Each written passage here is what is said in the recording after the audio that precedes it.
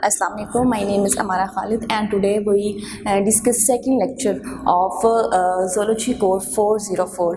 इसमें हम पढ़ रहे हैं इंटरगमेंट्री ऑफ वर्टेब्रेट। जैसे कि प्रीवियस लेक्चर में हमने ये डिस्कस किया था कि इंटरगमेंट्री का क्या मतलब होता है या इंटरगमेंट्री के मीन्स क्या हैं। तो हम ये कहते हैं कि इंटरगमेंट्री का मीन है किसी भी एनिमल का, किसी भी ऑर्गेनिज्म का आउटर कवर, उसकी जो प्रोडक्टिव शील्ड है उसको हम कहते हैं कि ये क्या है, ये इंटरगमेंट्री है।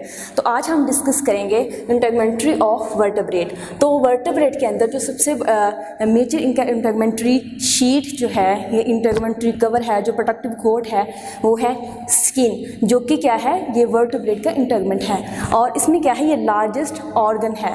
ये जो है ये ग्रो करता है विद इन एनिमल बॉडी या विद इन एनिमल। जैसे जैसे एनिमल ग्रो करेगा साथ साथ जो है उसकी स्किन भी ग्रो करती है। तो इसकी जो है वो 2 मेन लेयर्स हैं। सबसे जो हम कहते हैं कि थिक पार्ट होता है वो है डर्मस का, जो कि बनी होती है कनेक्टिव टिश्यू से, रेटिकुलर और कोलेजनस फाइबर से, टिश्यू से मिलकर जो बनी होती है वो है डर्मस। और उसके बाद जो है हाइपोडर्मस। डर्मस की जो नीचे जो दूसरी शील्ड है या जो दूसरा कवर है, जो दूसरी लेयर है वो है हाइपोडर्मस की, बिलो स्किन। ये कंसिस्ट होती है लूज और एडिपोज या लूज और एडिपोज टिश्यूज़ के ऊपर। इसके अलावा अगर हम बात करें तो इसके अंदर जो हैं वो नर्व एंडिंग होती हैं। इसके अलावा इसके अंदर जो हैं वो हेयर रूट्स जो हैं वो इसमें प्रेजेंट होती हैं। अगर हम बात करें इसकी जालस फिशेस की, जो कि वर्टेब्रेट्स की पहली हम क्लास की बात करेंगे, तो आता है फिशेस जो कि एक एक्वेटिक एनिमल है।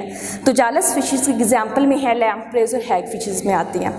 तो इसकी जो फर्स्ट लेयर है वो एपिडर्मल ग्लैंडुलर टिश्यू से मिलकर बनती हो। इसमें क्या होता है कि ये जो ग्लैंडुलर टिश्यूज़ हैं, ग्लैंडुलर मीन कि इसके अंदर जो हैं वो ग्लैंड्स हैं। इसके अंदर क्या है, इसके अंदर ग्लैंड्स हैं जो कि एक स्लाइम रिलीज़ करते हैं, एक म्यूकस रिलीज़ करते हैं, जो कि क्या होता है, प्रोडक्टिव कोट होता है। इसमें क्या होता है कि इसकी जो बॉडी होती है वो स्लाइमी हो जाती है, इसको माइक्रो ऑर्गेनिज्म से भी बचाती है। उसके अलावा अगर कोई प्रीडेटर आता है तो उससे भी ये जो है इसकी प्रोटेक्शन करती है।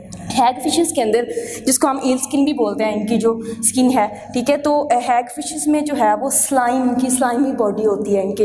इसमें क्या होता है कि इसमें डर्मली सीटेड स्लाइम ग्लैंड्स होते हैं। ये ग्लैंड्स क्या करते हैं, ये स्लाइम प्रोड्यूस करते हैं, जिसकी वजह से क्या होता है कि उनकी जो बॉडी है वो स्लाइमी हो जाती है, उनकी जो स्किन है ऊपर वो स्लाइमी होती है। और ये भी इनको प्रोडक्शन करती है माइक्रो ऑर्गेनिज्म से, उनके प्रीडेटर से। तो ये भी किसके काम आती है, ये भी प्रोडक्शन ही करती है। अगर हम इसमें देखें तो हम ये कहते हैं कि सबसे पहले इनके डायग्राम की बात करें तो इनके अंदर जो है वो फैट सेल्स हैं। फर्स्ट लेयर जो है वो फैट सेल्स की है। उसके बाद ये बेसमेंट मेम्ब्रेन आती है, जो कि बेसमेंट मेम्ब्रेन के और फैट सेल्स के मिड के अंदर डर्मस प्रेजेंट होते हैं इनकी, जो ये डर्मस है।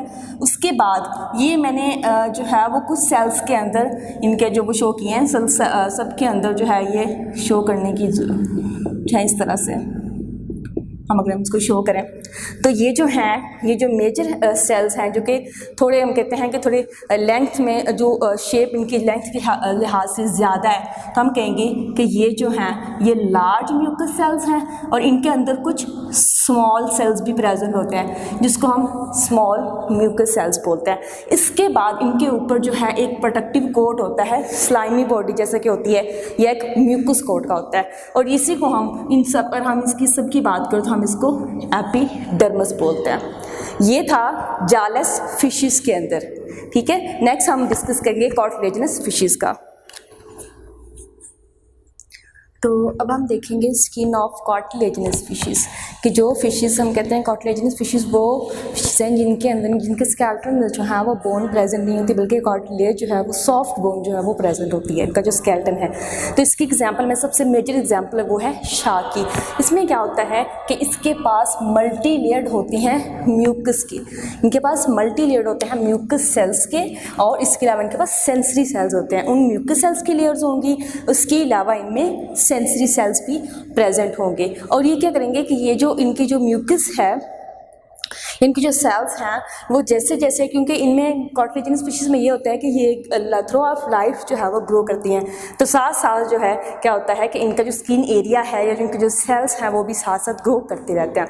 अगर हम इनकी स्किन की लेयर्स की बात करें तो सबसे पहले हम देखते हैं कि इनके पास क्या है, ये डर्मस है। डर्मस जो है वो स्किन की लेयर है। इसमें क्या होते हैं इनके अगर हम मैमल्स की बात करें तो मैमल्स के अंदर पे जैसे कि हमने जॉयलेस फिशेस में देखा था, लेकिन इनके केस में थोड़ा सा डिफरेंस है। डिफरेंस इस तरह से है कि उनके पास क्या थे, उनके पास सेल्स थे, म्यूकस सेल्स कंसिस्टिंग सेल्स उनके पास थे जो कि स्लाइम प्रोड्यूस करते थे। इनके पास जो हैं वो पेलाकॉइड स्केल्स होते हैं। इनकी जो बॉडी की स्किन है वो स्केल्स पे कंसिस्ट होती है।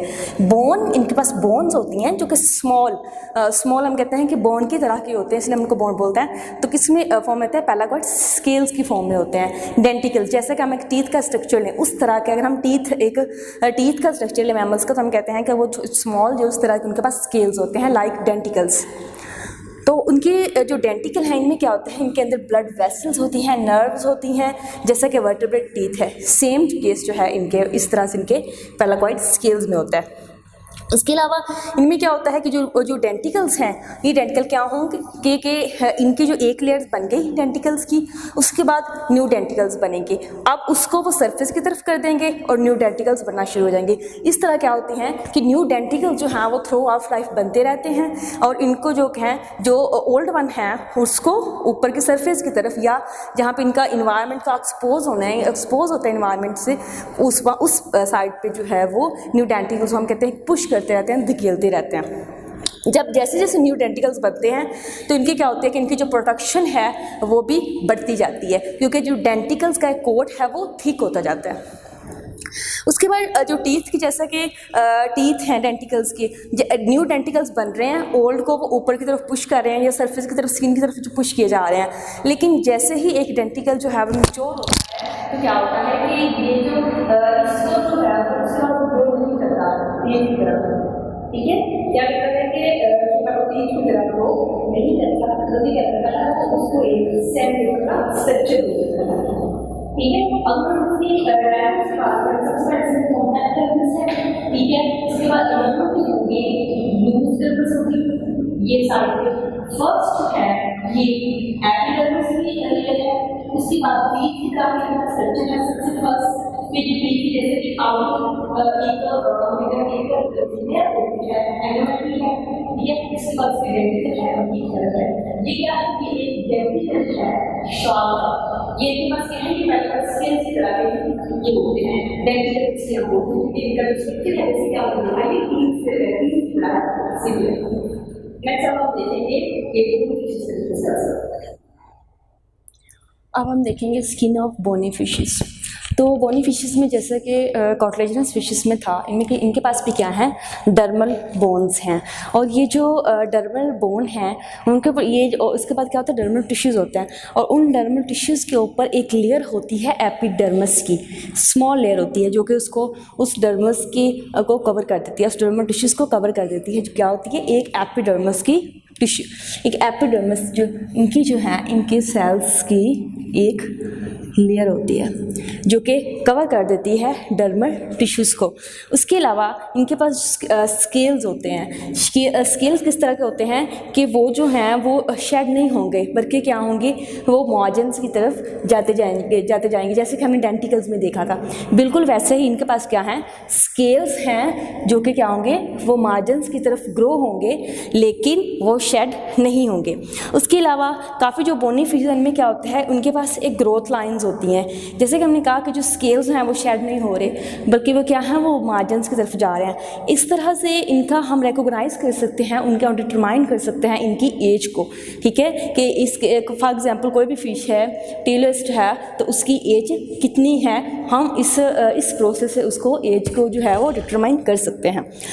उसके अलावा इनके पास जो स्किन है, अगर फॉर एग्जांपल कुछ लार्ज फिशेस हैं जिनका बॉडी वॉल्यूम कम है लेकिन उनके जो स्किन सरफेस एरिया है वो ज़्यादा होता है, तो इसमें क्या होती है, इसमें गैस एक्सचेंज होता है। वाटर के साथ क्या होता है, गैस एक्सचेंज होता है। मतलब इसमें क्या है कि स्किन जो है वो रेस्पायर भी करती है, रेस्पिरेशन का जो प्रोसेस है वो भी इनके स्किन के थ्रू जो है वो हो रहा होता है। डर्मस की हम बात करें तो हम कहते हैं कि जो डर्मस है वो हमने कहा कि इसमें टिश्यूज़ हैं, तो इसमें क्या है, इसमें टिश्यूज़ भी हैं, ठीक है। उसके अलावा इसके अंदर जो है वो ब्लड कैपिलरीज होती हैं। अगर ब्लड कैपिलरीज उसमें प्रेजेंट हैं तो इसमें क्या होता है कि फिर गैस एक्सचेंज होता है और ये भी रेस्पिरेशन में हेल्प आउट कर रही होती है। उसके बाद अगर हम एपिडर्मिस की बात करें तो इसमें क्या होता है कि इसमें म्यूकस ग्लैंड्स होते हैं, जैसा कि हमने पिछली क्लासेस में पढ़ा, जाला स्पीशीज़ में पढ़ा, कार्टिलेजिनस स्पीशीज़ में पढ़ा।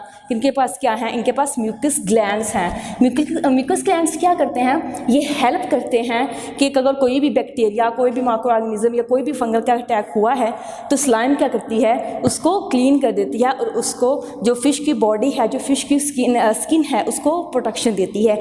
इसके अलावा जब हमें पता है कि जो फिशेज़ हैं वो किसी भी जगह पे स्टे जो हैं वो ज़्यादा टाइम तक नहीं करती, बल्कि क्या आती हैं, कंटिन्यूस वो है वो माइग्रेट करती हैं और 1000 माइल्स के राउंड अबाउट जो है वो डेली इतना ट्रैवल करती है। तो इसमें क्या होता है कि इनकी जो बॉडी है वो वाटर की जो फ्रिक्शन है बहुत ज़्यादा जो है वो फेस कर रही होती है। जो स्लाइम है ये क्या करती है कि ये इनकी जो एपिडर्मिस के अंदर जो स्लाइम प्रोड्यूस होती है वो उसकी स्किन को फ्रिक्शन से बचाती है। उसके अलावा अगर हम ट्यूलिस्ट की बात करें तो ये क्या होती है कि ये डीप एक्वेटिक हैबिटेट में रहती है, ठीक है, कि कुछ सरफेस फिशेस होती हैं लेकिन ये क्या है, ये डीप एक्वेटिक में रहती है, ज़्यादा गहराई में रहती है। तो इसमें क्या होता है कि इसके पास फोटोफोर्स होते हैं, ठीक है, स्पेशल रिसेप्टर्स होते हैं। ये क्या करते हैं कि एक तो इनकी स्पीशीज़ को रिकॉग्नाइज करते हैं, ठीक है, और उसके अलावा जो है इनको वार्निंग सिग्नल्स भी ये मुहैया कर रहे होते हैं, ठीक है। ये सारी हमने स्किन्स पढ़ी, स्किन वर्टेब्रेट इंटेगमेंट्री पढ़ी फिशेस की, सबसे पहले जाले फिशेस की, उसके बाद कार्टिलेजिनस फिशेस की और अब जो है वो बोनी फिशेस की। नेक्स्ट जो है वो हम इंशाल्लाह स्किन ऑफ एम्फीबियंस डिस्कस करेंगे।